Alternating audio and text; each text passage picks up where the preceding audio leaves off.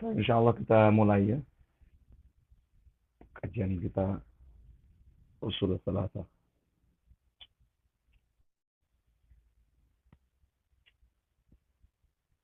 Kalau suara tidak jelas mohon diinformasikan. Jazakumullah khair. Bismillahirrahmanirrahim. Alhamdulillahirabbil alamin. Asyhadu an la ilaha illallah wahdahu la syarika lah wa asyhadu anna Muhammadan abduhu wa rasuluh. Sallallahu ala Muhammadin wa ala alihi wa sahabatihi wa man tabi'ahum bi ihsanin ila yaumiddin amma ba'd. Nasallahu tabaraka wa ta'ala an yarzuqana ilman nafi'an wa rizqan thayyiban wa amalan mutaqabbalan innahu waliyyu dzalika wal qadiru alaih.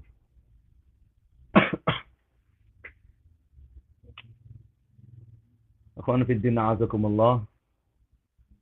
Kita lanjutkan kajian kita membaca kitab Salasatul Usul wa Adillatuha di Syekhul Islam Al-Mujaddid Imam Muhammad bin Abdul Wahhab An-Najdi Al-Hambali rahimahullahu ta'ala.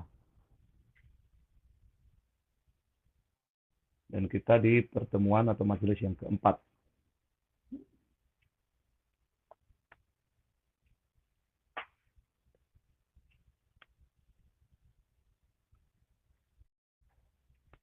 Syekh Muhammad rahimahullah, beliau mengatakan,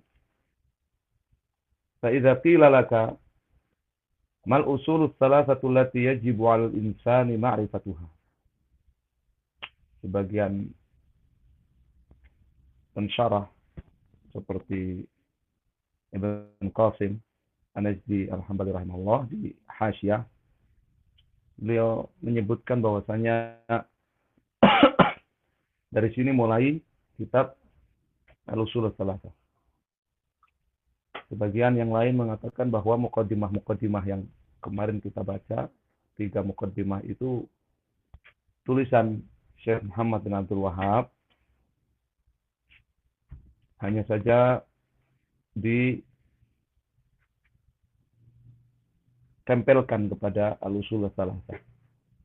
Sebenarnya bukan bagian dari Al-Usul Ats-Tsalatsah, tapi mayoritas masyayikh, mayoritas ulama memasukkan bahwasanya muqaddimah kemarin itu termasuk bagian dari Al-Usul Ats-Tsalatsah ini.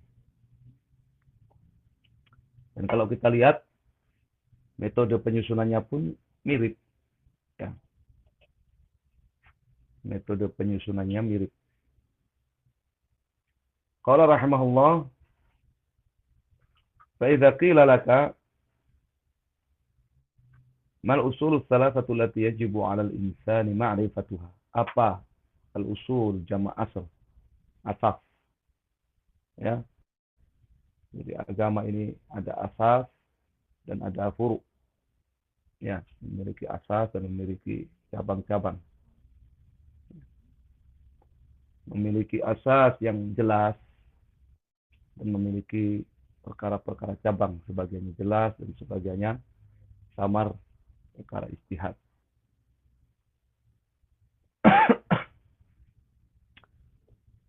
Mal usul tsalatsatu, apa itu 3 asas dalam agama ini? Allati yajibu 'alal insan, yang wajib atas manusia ma'rifatuha, untuk mengilmuinya.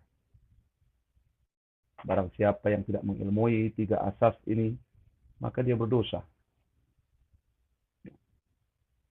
Maka dia berdosa. Dan barang siapa yang mengilmui 3 asas ini, maka dia mendapatkan pahala. Sebagaimana definisi wajib, dan ketiga asas ini diperintahkan oleh Allah Subhanahu wa taala dengan perintah yang tegas, sehingganya wajib. Dan hukum wajib itu hukum syar'i.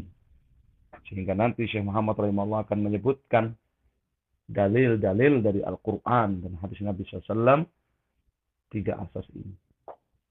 Syekh Saleh Fauzan hafizahullah, beliau menyebutkan alasannya kenapa 3 asas ini, yaitu faqul ma'rifatul abdi rabbahu wa dinahu wa nabiyahu Muhammadan sallallahu alaihi wasallam. Maka jawablah jika kamu ditanya apa 3 asas yang wajib ya diilmui itu. Maka jawablah ya, ma'rifatul abdi rabbah, ma'rifatullah.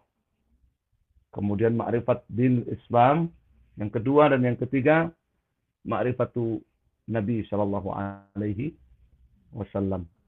Kenapa 3 ini? Ya, Syekh Shalih menyebutkan li'anna hal asasat li dinil Islam, karena 3 hal ini merupakan asas di dalam agama Islam. Ma'rifatullah, ma'rifat dinul Islam, dan ma'rifatun Nabi sallallahu alaihi wasallam. Itu asas. Dan alasan yang lain, wali anha hil masail lati yus'alu anha al-abdu hina yudha fi qabrihi. Dan karena 3 asas ini yang akan menjadi pertanyaan kepada setiap manusia di kuburnya nanti.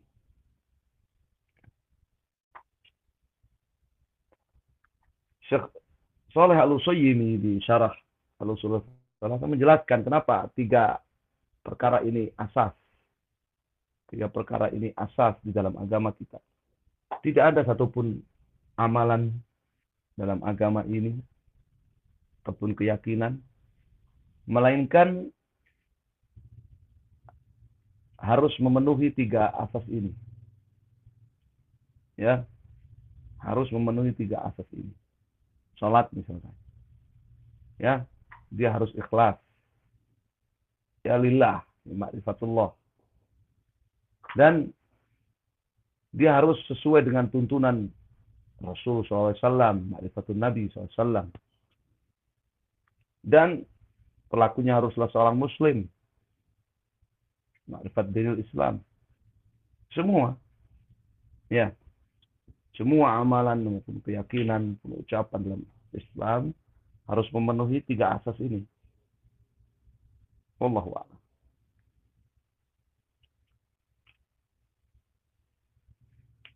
Apa arti ma'rifatullah? Syekh Ibnu Utsaimin rahimahullah di syarahnya beliau mengatakan, ma'rifatullah azza wajal bil qalb ma'rifatan tastalzimu qabula ma syara'ah wal iz'ana wal inqiyad lahu wa tahkim syari'atihi allati ja'a biha rasuluhu Muhammadun sallallahu alaihi wasallam. Mengenal Allah Subhanahu wa taala dengan kalbunya, dengan ma'rifah, dengan pengetahuan yang melahirkan seseorang itu menerima syariat Allah, tunduk dan patuh kepada Allah, kepada syariat Allah, dan menerapkan syariat Allah Subhanahu wa taala yang dibawa oleh Rasulullah sallallahu alaihi wasallam dalam kehidupannya. Ini arti ma'rifatullah. Mengenal Allah yang pengenalannya kepada Allah Subhanahu wa taala itu menumbuhkan dirinya untuk menerima semua syariat Allah, tunduk dan patuh kepada Allah, dan menerapkan hukum syariat Allah Subhanahu wa taala yang dibawa oleh Rasul sallallahu alaihi wasallam.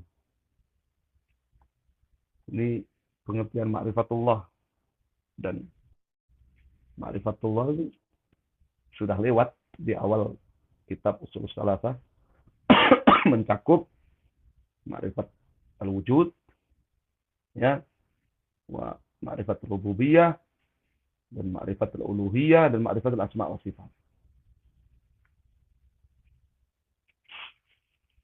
Fa idza qila lak, kalau kamu ditanya, man rabbuk? Man rabbuka? Karena tadi dikatakan ma'rifatul abdi rabbah. Ya, mengenal Rabbnya. Siapa? Kalau kamu ditanya siapa Rabbmu? Siapa Rabbmu? Ya. Faqul, maka jawab, Rabbi Allah. Rabbi Allah. Alladzi rabbani wa rabba jami'al alamina bi ni'amihi. Wa huwa ma'budi laisa li ma'budun siwa. Ini makna Rabb. Dari kata rabba yurabbi tarbiyatan. bahwa Rabbun, Rabb, sebagaimana dijelaskan juga oleh Syekh Abdurrahman bin Nasir Sa'di di tafsir Al-Fatihah. Alhamdulillahirabbil alamin. Bahwa Rabbul alamin, Rabb itu dari kata tarbiyah. Siapa Rabbmu? Maka jawab, Rabbku adalah Allah. Alladzi rabbani wa rabba jami'al alamin bini'amihi. Yang merawat, mentarbiyah aku dan mentarbiyah seluruh makhluk dengan nikmat-nikmatnya. Rabbku adalah Allah yang mentarbiyah aku dan mentarbiyah seluruh makhluk dengan nikmat-nikmatnya. Wa huwa ma'budi, dan ia adalah satu-satunya yang aku ibadahi, laisa li ma'budun siwa. Tidak ada selain dia yang berhak aku ibadahi. Syekh Saleh di sarahnya ketika menjelaskan ini ada kalimat yang sangat bagus. Hadza huwal farqu ma bainal muwahhid wal musyrik. Ini yang membedakan antara seorang muwahhid dengan musyrik. Jadi definisi yang dibawakan oleh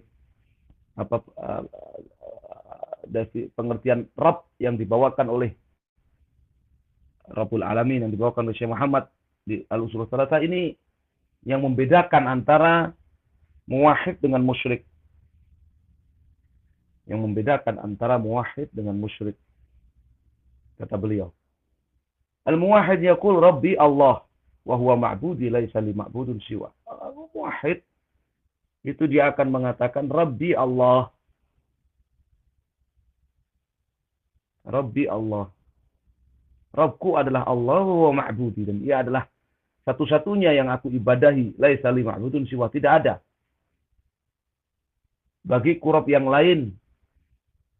Tidak ada ya selain Allah yang berhak aku ibadahi. Amal musyrik, adapun orang musyrik, fayaqul, dia mengatakan Rabbi Allah. Rabbku adalah Allah. Alladzi rabbani wa rabba jami'al alamin bini'amihi, yang telah mentarbiyah aku dan mentarbiyah seluruh makhluk dengan nikmat-nikmatnya. Ini pengakuan musyrik. Ini pengakuan musyrik. Semua orang-orang, semua manusia, termasuk orang-orang musyrik, mereka mengakui hal ini. Mereka mengakui hal ini. Qul man yarzuqukum minas sama'i wa man yamliku as-sam'a wal absar wa man yukhrijul hayya minal mayyiti wa yukhrijul mayyita minal hayy wa man yudabbirul amr. Masyaallah, Allah mengakui musyrik. Dan mestinya kalau Rabb itu maknanya hanya sekedar pencipta, pengatur, dan pemberi rizki, orang musyrik juga bisa jawab nanti di alam kubur ketika ditanya oleh Mungkar dan Nakir, man rabbuk. Kenyataannya orang musyrik nggak bisa jawab. Kenapa? Lakinnal ibadata 'indahu laysat khassatan billah. Karena orang musyrik itu tidak ada kalimat wa huwa ma'budi laisa li ma'budun siwa. Dan Allah yang mentarbiyah aku dan mentarbiyah seluruh makhluk dengan nikmat-nikmatnya, itu dialah satu-satunya yang berhak aku ibadahi. Satu-satunya yang aku ibadahi, tidak ada selain dia yang aku ibadahi. Ini nggak punya orang musyrik. Orang musyrik ibadah tidak khusus untuk Allah menurut dia. Ya'bud ma'allah al-ashjar wal-ahjar wal-awliya.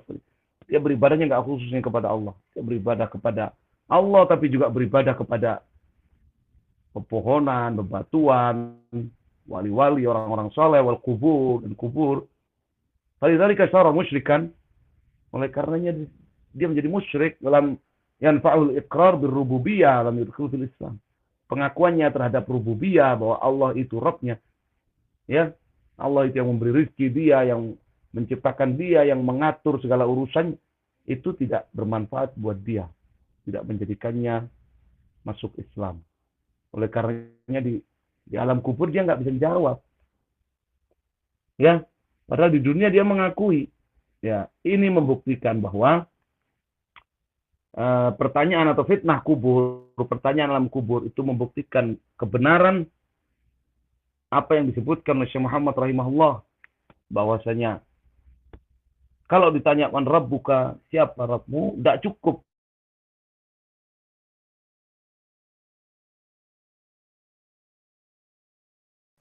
Suaranya hilang, Ustaz.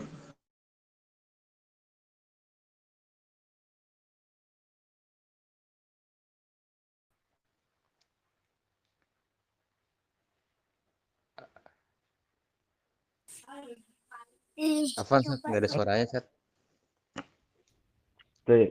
Sekarang bagaimana? Sampun, Udah, Ustaz. Ustaz. Ya, sinyal biasanya. Assalamualaikum. Ya. Jadi nggak cukup fitnatul kubur, pertanyaan alam kubur, itu membuktikan bahwa tidak cukup. Ya, pendefinisian Rabb itu hanya sebagai Al-Khaliq, ya, Ar-Razik, Al-Mudabbir, Al-Murabbi bini'am. Rabb itu adalah pencipta, ya, pentarbiah dengan nikmat-nikmat, pemberi rizki, dan pengatur. Ya, karena buktinya orang-orang musyrik mengakui itu, dan ketika di alam kubur ditanya man rabbuk, kan pertanyaannya man rabbuk. Dia nggak bisa jawab. Assalamualaikum.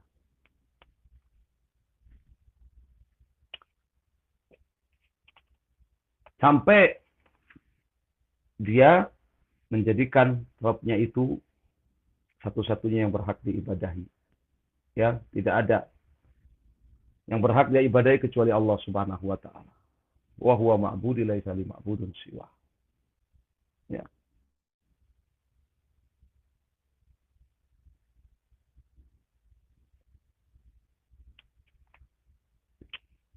Wa dalilu qauluhu ta'ala, dan dalilnya adalah firman Allah Subhanahu wa taala,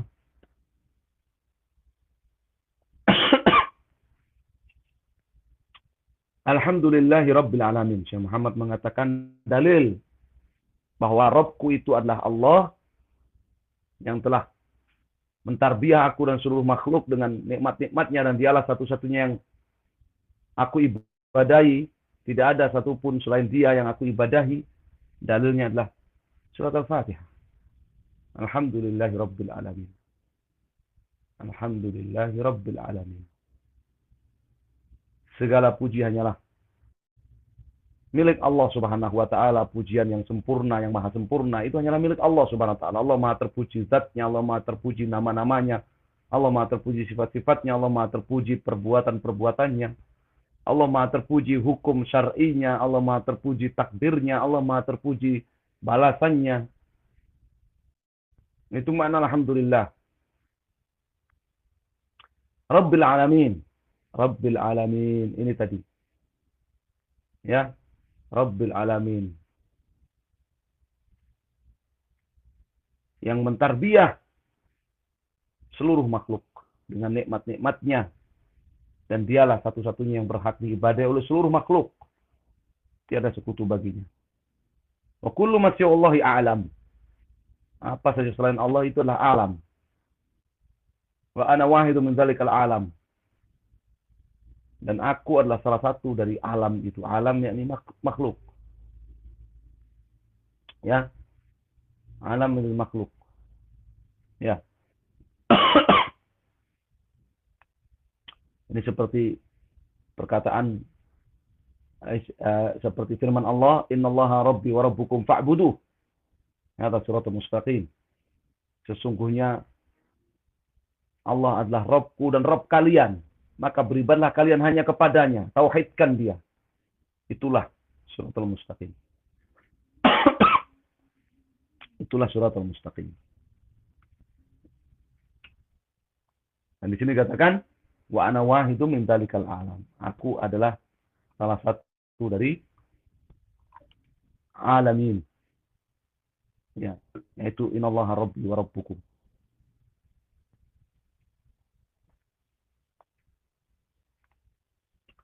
Fa idza qila laka bima arafta rabbak. Kalau kamu ditanya bima arafta rabbak, ay bi ayyi syai' ta'rif rabbak. Itu adalah kewajiban. Kewajiban manusia ma'rifatullah, mengenal Allah Subhanahu wa taala, mengenal Rabb-nya.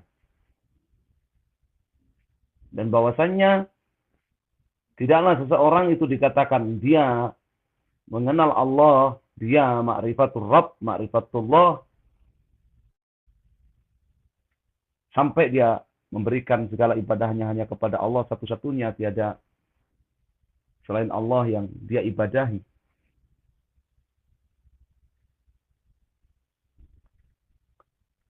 Sekarang kalau ditanya,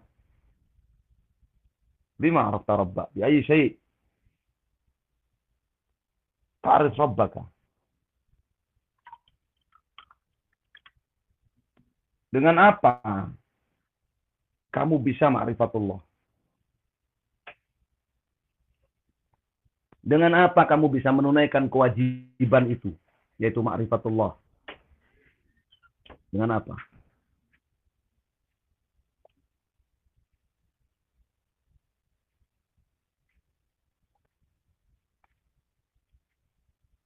Faqul, maka katakan, bi ayatihi wa makhluqatihi, jawab. Maka jawab. Mengenal Allah Subhanahu wa taala, yang itu menjadi kewajibanku, itu adalah dengan ayat-ayat Allah dan makhluk-makhluk Allah Subhanahu wa taala. Ini binazar ila ayatihi wa makhluqatihi. Sebagaimana Syekh Muhammad bin Shalih Al-Utsaimin, ya, beliau mengatakan di awal kitab dulu tentang ma'rifatullah, ya, wa ta'arraful abd ala rabbih bin nazar ila al-ayat syar'iyyah fi kitabillah wa sunnati rasulih wa nazar ila al-ayatil kauniyah allati hiyal makhluqat. Seseorang itu akan mengenal Allah Subhanahu wa taala, akan meraih ma'rifatullah adalah dengan an-nazar fi, memikirkan, merenungi, mencermati ayat-ayat yang syar'i, yaitu Al-Quran dan Sunnah Nabi SAW, dan juga merenungi, mencermati, mengamati ayat-ayat kauniyah, yaitu makhluk-makhluk Allah Subhanahu wa taala. Fa inal insan kullama nazara fi tilkal ayat izdada ilman bi khaliqihi wa ma'budihi. Mestinya seseorang itu semakin dia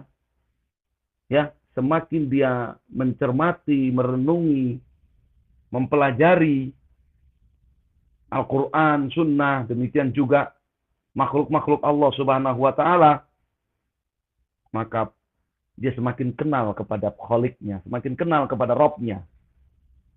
Dia semakin kenal kepada siapa yang berhak dia ibadahi.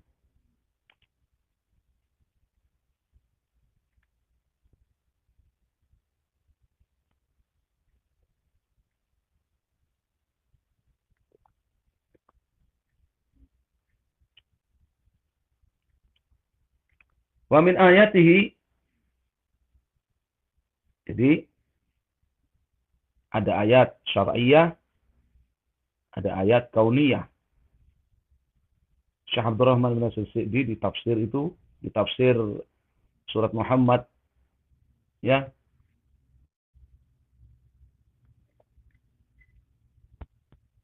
fa'lam annahu la ilaha illallah, beliau di sana menjelaskan bahwa asalnya ma'rifatullah itu adalah dengan Al-Quran dan Sunnah.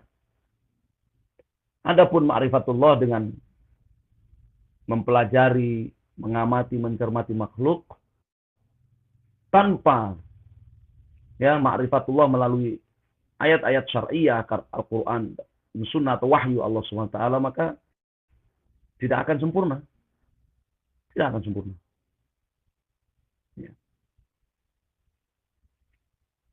Tidak akan sah sampai dia ma'rifatullah melalui wahyu, melalui ayat-ayat syar'iyyah. Ini penting. Wa min ayatihi al-lailu wan naharu wasyamsu wal qamar. Kata Syekh Muhammad, di antara ayat-ayat Allah Subhanahu wa taala malam, siang, matahari dan rembulan. Wa min makhluqatihi, dan di antara makhluk-makhluk Allah Subhanahu wa taala samawatus sab'u wal ardhunas sab'. Langit yang 7 dan bumi yang 7. Wa man fihinna wa ma bainahuma, dan siapa yang hidup atau mengisi langit-langit yang 7 dan bumi-bumi yang 7 itu, dan segala apa yang ada di antara keduanya. Allahul ladzi khalaqa sab'a samawati wa minal ardi mithlahunna yatanazalul amru bainahunna lita'lamu anna Allaha 'ala kulli syai'in qadir, anna Allaha qad ahata bi kulli syai'in ilma. Ayat ini menjelaskan bahwa bumi itu juga 7. Allah yang menciptakan langit yang 7 dan bumi yang sama, ini 7.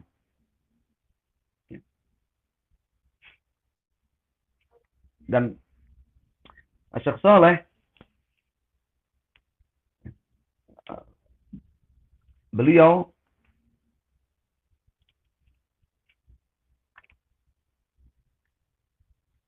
menjelaskan ya bahwa masing-masing dari langit yang 7 dan bumi yang 7 ya itu memiliki penghuni. Itu memiliki penghuni. Ya. Oleh karenanya Syekh Muhammad rahimahullah di sini beliau mengatakan wa man fihinna wa ma bainahuma, dan siapa-siapa yang ada di dalam langit yang 7 dan bumi yang 7 dan segala apa yang ada di antara keduanya. Rasulullah mengatakan ya, wa kullu tabaqatin min tabaqati samawati sab' wal aradhina laha sukkanun wa ummar. Setiap tingkatan dari 7 tingkatan langit ataupun 7 tingkatan bumi itu memiliki atau ada sukkan wa ummar, ada penghuninya, ada pemakmurnya. Ada penghuninya, ada pemakmurnya. Ini penjelasan Syekh Shalih di syarahnya. Dengan menazar, dengan mencermati, nazarafi, mencermati, menghayati, merenungi, memperhatikan, mempelajari, ya, makhluk-makhluk Allah, siang malam, pergantian siang malam, matahari, rembulan, langit dan bumi. Dengan memperhatikan itu, seseorang akan mengenal Allah Subhanahu wa taala sebagai Khaliknya, sebagai pemberi dia rizki, sebagai pengatur dia dengan nikmat-nikmatnya. Dan konsekuensinya dia beribadah hanya kepada Allah. Ya. Jadi ini memberikan makrifat kepada Allah secara global. Tapi bagaimana dia akan mengenal Allah dengan rinci? Pengenalan yang tadi menumbuhkan qabul syar'i wal inqiyad lahu wa tahkim syariatihi allati jaa biha Rasul sallallahu alaihi wasallam. Bagaimana ma'rifatullah itu menumbuhkan dia menerima syariat Allah, dia tunduk dan patuh kepada syariat Allah, dan dia menerapkan syariat Allah SWT yang dibawa oleh Nabi SAW itu. Tidak bisa kalau sekedar mencermati dan mempelajari makhluk-makhluk, fenomena alam, sains, dan sebagainya. Sampai dia mengenal Allah Subhanahu wa taala itu dengan mempelajari ayat-ayat syar'iyah, yaitu Al-Qur'an, sunnah atau wahyu Allah Subhanahu wa taala.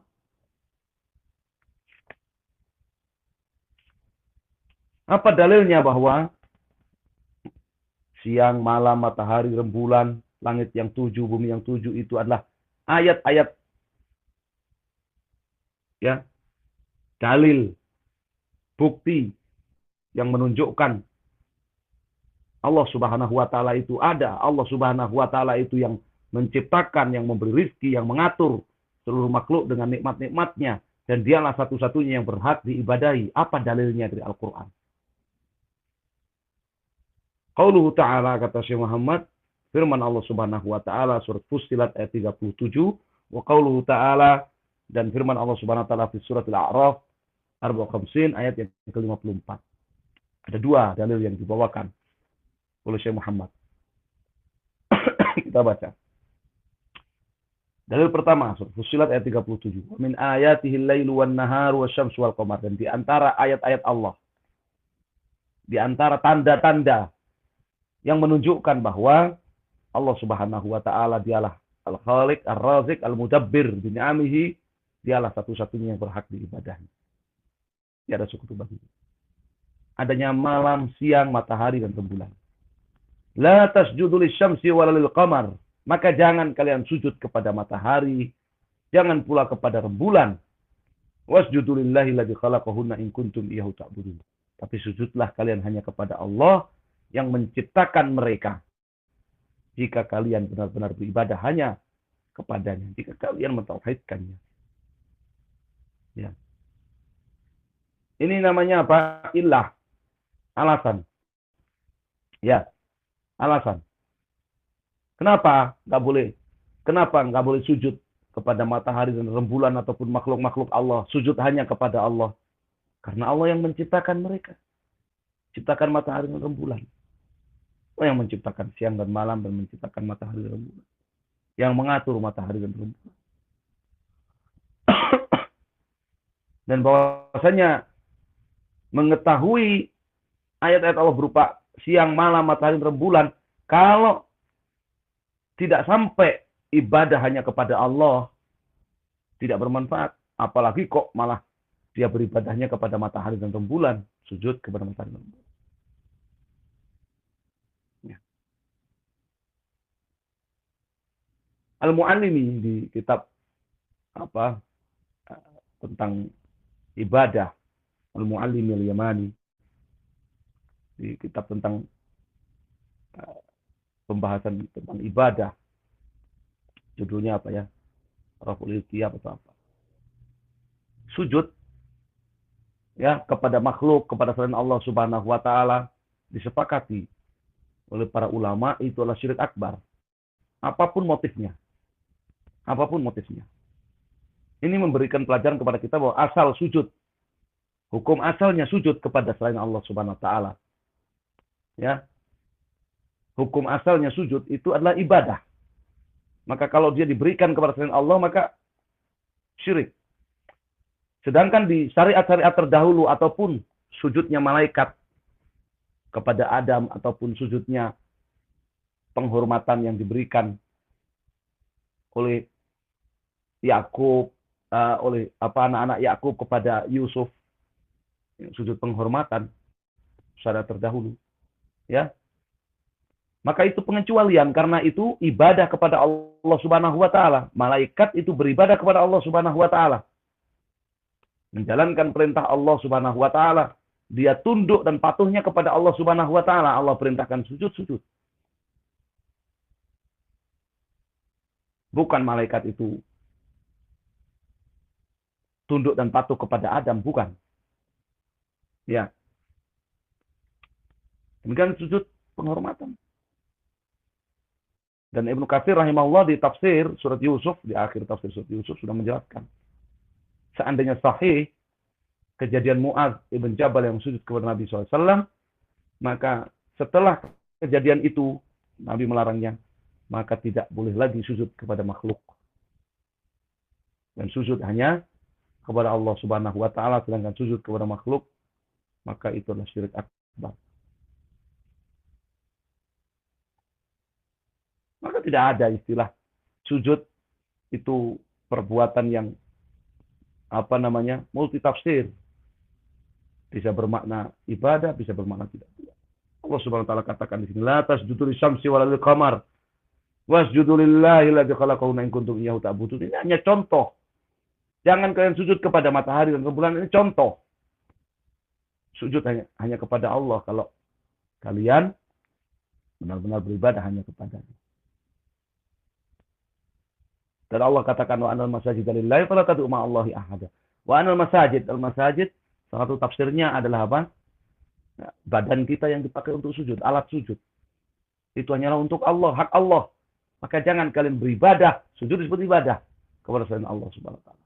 Sekutukan dengan Allah Subhanahu wa taala. Ini dalil pertama.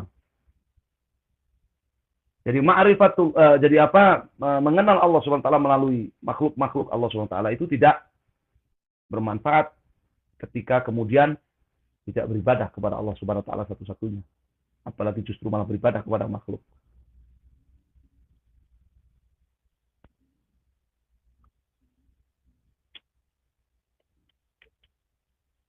Yang berikutnya, dalil yang kedua. Surat Al-A'raf ayat 54. Kita baca qauluhu ta'ala, "Inna rabbakumullahu alladzi khalaqas samawati wal arda." Sesungguhnya Rabb kalian adalah Allah yang telah menciptakan langit-langit dan bumi fi sittati ayyam dalam 6 hari, tsumma stawa 'alal arsy. Kemudian Allah naik di atas singgasananya, naik di atas arsy. Ya, naik di atas singgasananya, yughshil lailan nahara. Allah menutupkan malam kepada siang, yatlubuhu hasisya, dengan sangat cepat. Wasyamsa wal qamara wan nujum, dan yang telah menciptakan matahari dan rembulan serta bintang-bintang, musakhkharatin bi amrih, dalam keadaan semuanya makhluk itu tunduk kepada perintah Allah Subhanahu wa taala. Alalahul khalqu wal amru. Tahuilah, hanyalah milik Allah al-khalqu wal amru, mencipta. Ya, mencipta itu hanyalah hak Allah Subhanahu wa taala. Manusia hanya menemukan, bukan mencipta. Ya, manusia hanya menemukan, bukan mencipta. Wal amr, ya, dan hanyalah milik Allah perintah kepada seluruh makhluk. Yang memiliki hak untuk memerintah seluruh makhluk hanya Allah Subhanahu wa taala. Di sini dibedakan antara makhluk dengan perintah Allah Subhanahu wa taala. Antara makhluk dengan perintah Allah Subhanahu wa taala. Oleh karenanya ini ayat dalil Ahlussunnah wal Jamaah bahwasanya Al-Qur'an itu kalam Allah, bukan makhluk. Karena Al-Qur'an itu min amrillah, perintah Allah Subhanahu wa taala, bukan makhluk. Tabarakallahu Rabbul Alamin. Maha suci dan maha agung Allah Subhanahu wa taala, Rabbul Alamin. Ya, pencipta, pengatur dan pemberi rizki seluruh makhluk.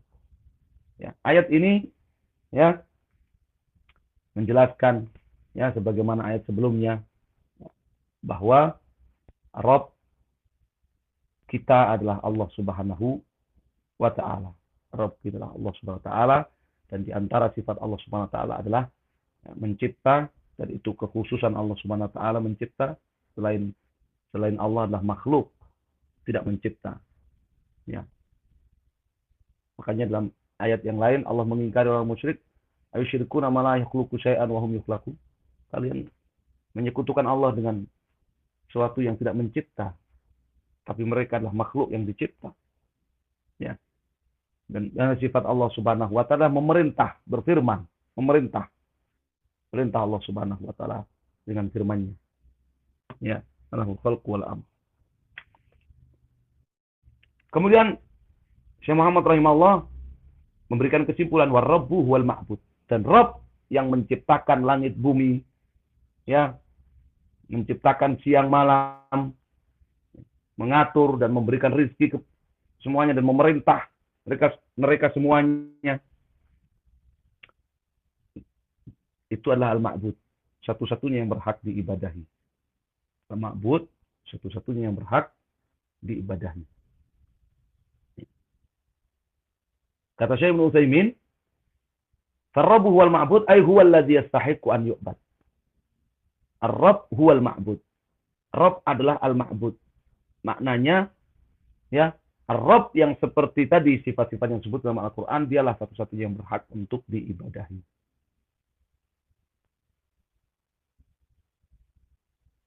Wa dalilu qauluhu ta'ala, apa dalil bahwasanya Rabb itu adalah satu-satunya yang berhak diibadahi? Ar-Rabb, Rabbul Alamin, itu adalah satu-satunya yang berhak diibadahi. Apa dalilnya? Surat Al-Baqarah yang dibawakan oleh Syekh Muhammad, dalilu qauluhu ta'ala di surat Al-Baqarah ayat 21, 22, ayat yang ke-21 22. Ya, ayat ini datang setelah apa? Allah memberitakan manusia terbagi menjadi tiga, mukmin, kafir, dan munafik. Dan semuanya diperintah dengan perintah yang sama di dalam ayat ini. Setelah Allah membagi manusia, menjelaskan manusia terbagi menjadi tiga, kemudian Allah perintahkan di dalam ayat ini. Ya, itu seperti yang dijelaskan oleh Syekh Saleh. Ya, dijelaskan oleh Syekh Saleh. Walamma dzakara hadhil asnaf as-salasa qala ya ayyuhan nas fa hadza du'aun jami'il asnaf al-mu'minin wal kufar wal munafiqin.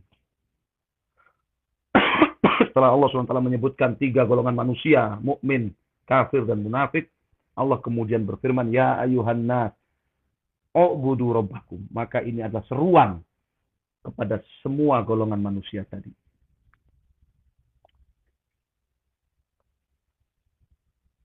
Ya ayyuhan nas, wahai manusia seluruhnya, u'budu rabbakal mukmin, kafir, munafik, u'budu rabbakum.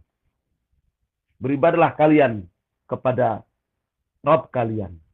Alladzi khalaqakum, yang telah menciptakan kalian, waladzina min qablikum, yang telah menciptakan orang-orang sebelum kalian, la'allakum tattaqun, supaya kalian bertakwa. La'allakum tattaqun.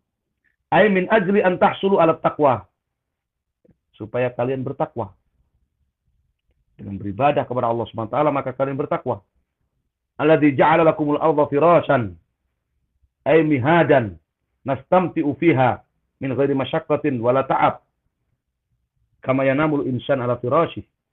Yang telah menciptakan untuk kalian bumi ini, yang menjadikan. Ja'ala kalau maf'ulnya ada dua, ya, itu artinya sayyara, menjadikan. Yang telah menjadikan untuk kalian bumi itu firasan. Ya, bumi itu datar layaknya ranjang kasur yang dipakai tidur dengan nyaman oleh manusia tanpa kesusahan. Wasama'a binaan, ay sayyara sama' binaan, yang telah menjadikan langit sebagai atap bagi kalian. Wa anzala minas sama'i ma'an, dan yang telah menurunkan dari langit air hujan. Ma'an anzala minal minas sahab ma'an tahuran, yang telah menurunkan dari sama' di sini maknanya ulu, sahab, yang telah menurunkan dari awan, dari mendung, dari awan itu ma'an tahuran, hujan. Fa'akhraja bihi minas samarati rizqan. Utsaimin ya menjelaskan bahwa hujan di sini Allah turunkan dari awan. Ya, dari awan. Apa dulu ada yang menyebut itu pelajaran syirik, ya, pelajaran tentang proses hujan. Hujan turun dari awan. Utsaimin di sini mengatakan, ay anzala minal ului minas sahab ma'an tahurun. Menurunkan air hujan yang suci, mensucikan dari sahab, dari awan. Wasama idzatir raja. Wasama idzatir raja. Apa maknanya? Nah, di dalam tafsir kan sama idzatir raja, ya, karena air itu naik dari daratan ke langit, ya, kemudian dikembalikan lagi ke bumi sebagai air hujan. Fa akhraja bihi minas samarati rizqan lakum. Lalu Allah menumbuhkan dengan sebab air hujan itu minas samarat, berbagai buah-buahan, rizqan lakum, sebagai rizki bagi kalian. Fala taj'alu lillah. Konsekuensinya apa? Konsekuensinya apa? Fala taj'alu lillahi andada wa antum ta'lamun. Maka jangan kalian menetapkan tandingan-tandingan, sekutu-sekutu bagi Allah sementara kalian mengetahui bahwa Allah Subhanahu wa taala yang menciptakan kalian, menciptakan langit, bumi, dan segala isinya ini untuk kalian, menurunkan hujan untuk kalian, menumbuhkan rezeki untuk kalian, dan sebagainya. Al-Baqarah ayat 21. Sisi pendalilannya, qala Ibnu Katsir rahimahullah, tadi kan Syekh Muhammad mengatakan Rabbuh wal ma'bud. Apa maknanya? Dalilnya ayat ini, Al-Baqarah 21-22. Ibnu Katsir rahimahullah dalam tafsir beliau mengatakan al-khaliqu li hadzal asya' wal mustahiqu lil ibadah. Ini maknanya Rabbuh wal ma'bud. Pencipta semua yang disebutkan dalam ayat tadi, huwal mustahiqu lil ibadah. Dialah satu-satunya yang berhak untuk diibadahi. Ini maknanya ar-rabbu huwal ma'bud. Ya, ini maknanya ar-rabbu huwal ma'bud. Ya.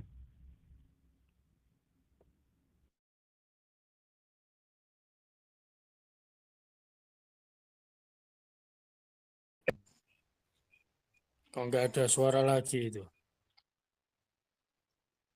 Iya, Ustaz. Nggak ada suaranya, Ustaz.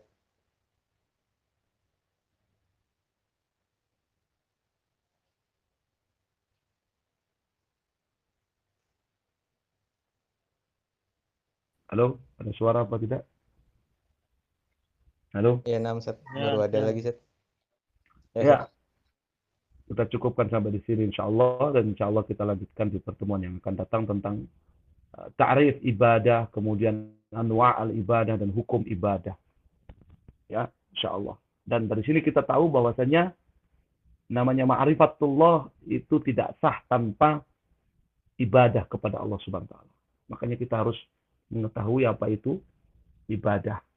Ya, apa itu ibadah. Ma la yatimul wajib illa bi fa wajib. Satu kewajiban tidak akan sah tanpa satu perkara itu, maka kita mengetahui satu perkara itu menjadi wajib. Kita menghadirkan satu perkara itu menjadi wajib juga. Ya, kita tidak akan kita ma'rifatullah itu tidak akan sah tanpa ibadah kepada Allah, maka kita harus mengetahui apa itu ibadah. Wassalamualaikum. Tapi insya Allah kita cukupkan sampai di sini. Ada pertanyaan?